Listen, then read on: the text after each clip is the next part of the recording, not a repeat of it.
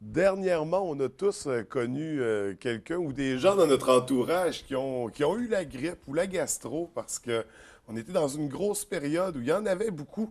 Et je suis avec Marc-Antoine Tremblay ce matin d'Agence de santé et des services sociaux pour faire un bilan, pour démystifier un peu les trucs autour de ça. Ça va bien ce matin? Très bien, vous? Ben, ça va très bien. J'ai toujours pas eu la grippe ou la gastro, donc numéro un de mon côté. C'est bon.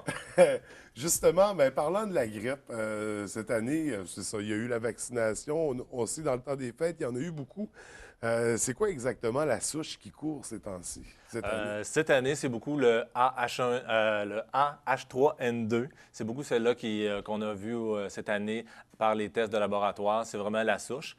Dans le vaccin qu'on donne cette année, comme à chaque année, on a toujours trois souches, une B puis deux A, dont le AH3N2, c'est là qui court cette année, et le AH1N1. OK. On a une bonne protection pour les personnes qui ont été se faire vacciner cette année. OK, fait qu'il y a toujours trois souches dans les vaccins. Ça, c'est à chaque année? C'est à chaque année, c'est l'Organisation mondiale de la santé.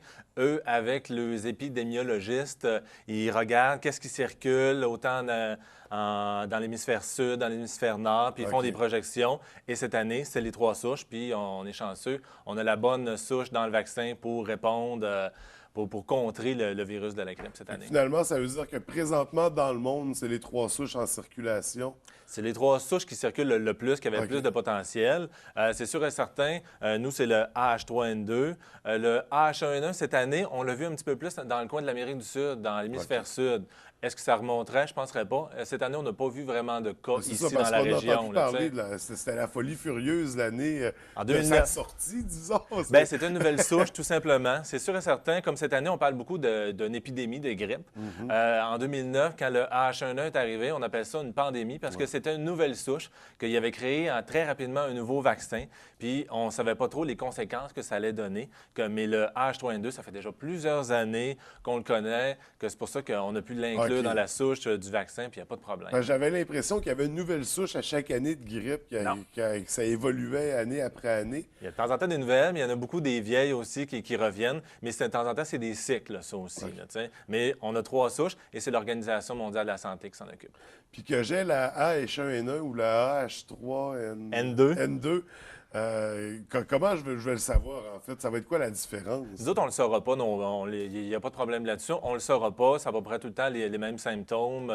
Ça va être, on va avoir des frissons, on va avoir des courbatures un peu partout, on va avoir des gros maux de tête, de la fièvre, de la température, une grosse toux, mal à la gorge. Puis c'est sûr et certain qu'on devrait être pas mal sur le dos pendant au moins plusieurs jours. La grippe, on en parle beaucoup. Pour les personnes comme moi et toi, c'est sûr et certain que si on n'a pas de complications, on n'a pas de maladie chronique, j'ai pas de problème de poumon, problème cardiaque, je vais m'en sortir très, très bien en restant chez nous, buvant un peu de l'eau, puis prenant des aspirines. Fait que au repos. C'est ça, pour une personne normale. C'est sûr et certain, je n'ai pas besoin de me présenter, moi, à l'urgence. Mais c'est sûr et certain, pour les enfants de 2 ans et moins, pour les personnes de 60 ans et plus, pour les personnes de maladies chroniques, comme je le disais, le poumon, le cœur, ils pourraient avoir des complications. C'est sûr et certain que pour eux, appelez peut-être le 811 pour savoir est-ce que j'ai vraiment les bons symptômes. Par la suite, peut-être qu'ils vont vous conseiller d'aller faire un tour, voir son médecin de famille.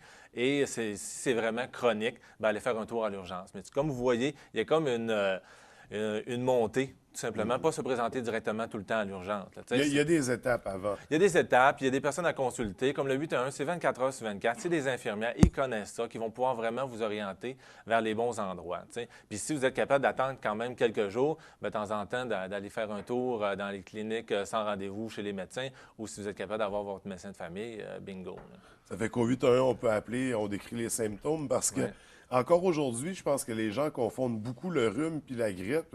Oui. On pogne un rhume, on dit j'ai la grippe. Puis moi, personnellement, je réalise, hein, tu sais, on parle, c'est plusieurs jours, c'est peut-être presque une semaine au lit, une grippe. 7 à 10 jours, oui. J'ai dit toute ma vie que j'ai eu de la grippe, mais finalement, je réalise que je l'ai jamais eu officiellement. C'est ça, vous avez plus eu un rhume, tout simplement. Un rhume, c'est l'écoulement nasal, c'est un petit mot de tête. De temps en temps, on va avoir un peu mal à la gorge, on peut tousser un peu, mais ça s'arrête là. On n'aura pas des grosses courbatures. Puis vous allez vraiment savoir, c'est un choc qu'on a vraiment la grippe. Là, tu sais. On est malade, on appelle ça vraiment une grosse grippe d'homme. Là, tu sais. C'est ça. Ce qu'on appelle une grippe d'homme, c'est tout simplement une grippe, finalement. C'est pas mal ça, ouais. OK.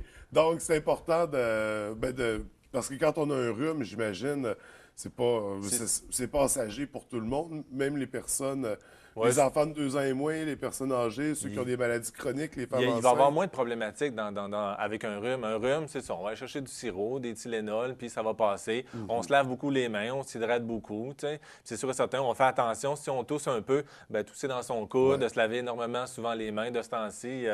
Vous touchez à des poignées de porte. ouais. C'est ça, comme on parle, la gastro, la grippe, ça se pogne très, très facilement parce que des contacts rapprochés en famille, entre amis, au bureau, à Mhm. l'école, c'est sûr et certain qu'on peut l'avoir tout simplement comme ça. En toussant, on va avoir des gouttelettes. En prenant une poignée de main, on va se l'échanger aussi. Puis de temps en temps, la grippe, on peut comment je pourrais dire, on peut avoir des pré-symptômes pendant quelques jours avant. Et après ça, ça va durer quand même de 7 à 10 jours. Et on est toujours contagieux aussi pendant le temps qu'on va avoir la grippe. Ça veut dire qu'on peut toujours continuer à le donner. Et même avant d'avoir les gros maux de tête, la courbature, puis tout ça, on peut déjà le donner 24 heures à l'avance, là. Fait que ça dure combien de temps, la période de contagion? Ça commence avant les symptômes, toute la durée des symptômes? 24 heures avant les symptômes et ça peut aller de 48 à 72 heures pendant qu'on a commencé à avoir les symptômes. Donc, OK. on a quand même Une un bon bonne bout de semaine pour le transmettre. Fait qu'idéalement, quand on travaille avec des enfants ou des trucs comme ça, c'est C'est ça. peut-être mieux d'éviter. Ben, les contacts le plus possible, il faut faire vraiment attention. Puis c'est pour ça qu'on invite encore la population à se faire vacciner. La grosse campagne massive de vaccination ici dans la région est au mois de novembre, ça c'est sûr et certain. Mais elle se poursuit encore présentement. Je sais qu'il y a encore quelques endroits dans la région, au CLSC, au C3S, on peut appeler pour prendre rendez-vous, pour avoir le vaccin. On peut aussi, je pense à Chicoutimi, ils ont rajouté quelques cliniques sans rendez-vous, que vraiment, appelez au CLSC, au C3S, puis vous allez pouvoir avoir le vaccin. Partout dans la région, dans les centres de santé, vous allez pouvoir le recevoir, mais lâchez un petit coup de fil pour savoir les heures, parce que là, c'est plus restreint, c'est sûr et certain, c'est sur rendez-vous.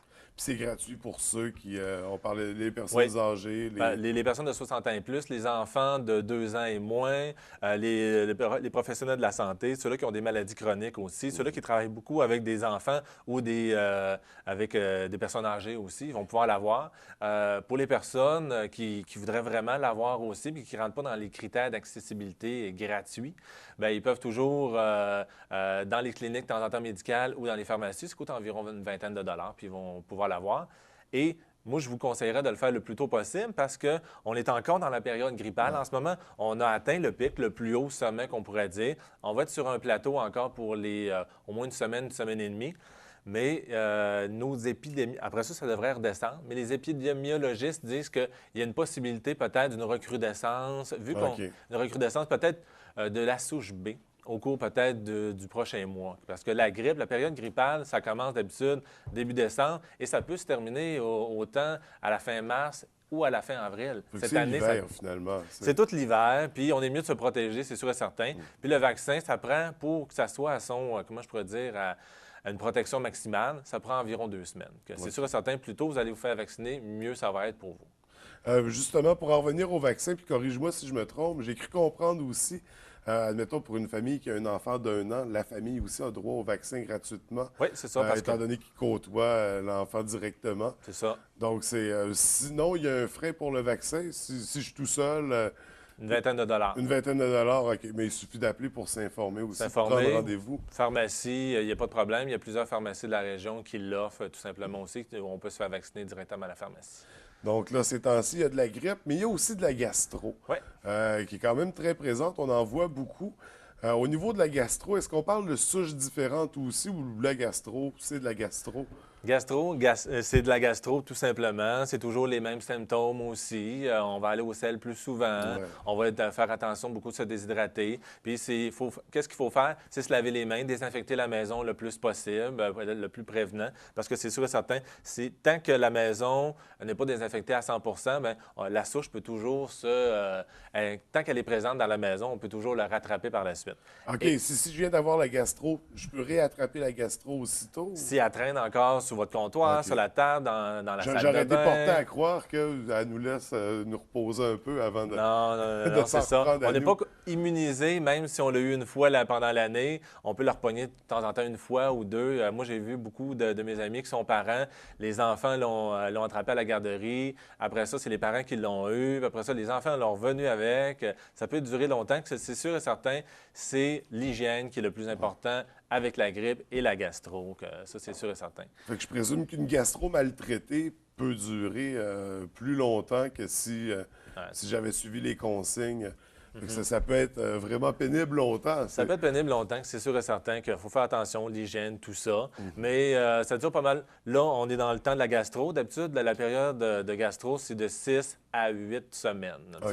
C'est un petit peu moins longtemps que la grippe. Mais c'est sûr et certain, pour les jeunes enfants et les personnes âgées, c'est plus problématique. Comme de ce temps-ci, on en voit beaucoup dans les centres d'hébergement de soins de longue durée. Il y a beaucoup des visites qui ont été annulées à plusieurs endroits. On les a mis en quarantaine. C'est plus facile aussi pour désinfecter, pour pas que ça court puis que ça revienne tout le temps aussi. Puis au niveau de la contagion, de la période de contagion, est-ce que c'est un peu aussi comme le rhume, la grippe, ça commence avant?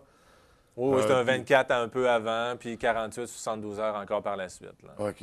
Est-ce que c'est plus facile à transmettre que la grippe? Ou... C'est à peu près la même chose. OK, C'est ça se aussi ressemble facile, beaucoup. oui. C'est pour ça qu'on en parle. C'est dans la même période, c'est les mêmes règles d'hygiène qu'il faut Fait que avoir c'est dans deux ce temps-là. maladies qui se côtoient, qui se fréquentent, qui Soyez, débarquent en même temps. Puis, c'est ça. Soyez propre pendant l'hiver. On n'a pas le choix. Lavez-vous les mains. Quand vous voyez une petite machine pour se laver les mains, lavez-vous. Autant en entrant dans un hôpital, dans des lieux publics, essayez de vous laver le plus les mains possible. Les petits purelles aussi pour se laver les mains. On n'a pas besoin de traîner une serviette, tout ça. Ben, aller dans les salles de bain.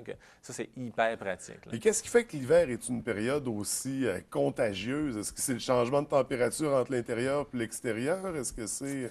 Oh, là, vous ne tombez pas sur la bonne personne. Je Non, suis conseiller en OK. communication. Je ne suis pas épidémiologique non plus, mais je sais que c'est la période, ça revient Ouais. chaque année, qu'il faut faire attention, faut poser les mêmes gestes à chaque année parce que ça va revenir tout le temps. De temps en temps, on est chanceux. Au cours des 5 dernières années, la période grippale dans la province ou au Canada était pas mal plus tard. Que c'est sûr et certain. L'année passée, le pic est arrivé au mois de février et c'était déjà la fin de la période grippale était à la mi-mars. Qu'on Là, a c'est eu arrivé dans le temps un des mois. fêtes, tout le monde a pu se la transmettre. Hein? C'est pour ça que, vu que plus on a pu se la transmettre dans le temps des fêtes, ça arrivait en plein milieu entre Noël puis le jour de l'an, en plein le plus de soupers, le plus de rencontres. Et c'est pour ça que là, tellement que le pic a été haut puis il va redescendre, mais il y a le temps encore, l'hiver ne sera pas terminé non plus, car il y a le temps de revenir puis de repartir. Fait que ça, on va avoir connu une saison plus impressionnante, disons, que les autres, vu la période où ça s'est déroulé en majorité. Il y en a qui disent que la période cette année est plus intense qu'en 2009 pendant le H1N1, mais non, c'est encore en 2009, les urgences étaient encore bien plus achalandées que ça. Il y avait encore bien plus de cas de grippe qui étaient répertoriés dans ces années-là. On a regardé un peu les chiffres, puis on est en dessous de ça. On est quand même assez élevé cette année, mais pas autant qu'en 2009.